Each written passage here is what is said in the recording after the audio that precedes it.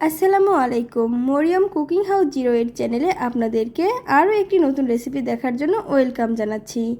আজকে শেয়ার করব বাই মাছ রান্নার রেসিপি।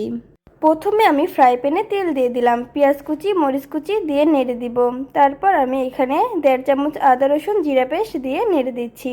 স্বাদ মতো লবণ, 1 চামচ হলুদের গুঁড়ো, 1 চামচ মরিচের গুঁড়ো, 1 চামচ ধনিয়ার গুঁড়ো আর 1 চামচ আস্ত গোটা জিরা দিয়ে এখন আমি নেড়ে দিব। তারপর আমি 2টা তেজপাতা আর কিছু গরম মশলা দিয়ে দিলাম, দিয়ে নেড়ে দিচ্ছি। এইভাবে আমি এখন মশলাটা কষিয়ে নিব। সামান্য পরিমাণের পানি দিয়ে দিলাম, দিয়ে ভালোভাবে মশলাটা কষিয়ে নিব।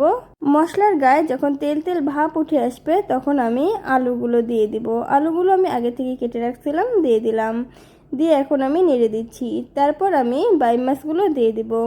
বর্ষার মৌসুমে বাইম মাছ খাবো না তাই কি কখনো হয়? আর অনেকেই বাইম মাছ খেতে চান না, এইভাবে রান্না করে দেখবেন, অনেক মজা।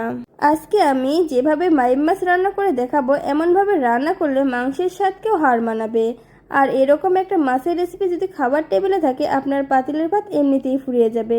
এদিকে মাছ আর আলুগুলো কষানো হয়ে গেল, এখন আমি পরিমাণ মতো পানি দিয়ে দিলাম। এইভাবে আপনিও কিন্তু খুব সহজে বাইম মাছটি রান্না করে নিতে পারেন। এই তো আমার রান্নাটি হয়ে গেছে, এখন আমি পরিবেশন করে নেব। আর আপনার মতামত জানাতে পারেন আমার কমেন্ট বক্সে। আর রেসিপি ভালো লাগলে অবশ্যই লাইক কমেন্ট শেয়ার করে দিবেন। আপনাদের একটি লাইক ও একটি কমেন্টে আমাকে অনেক উৎসাহিত করে। সবাই ভালো থাকবেন। আজ এ পর্যন্তই। আল্লাহ হাফেজ।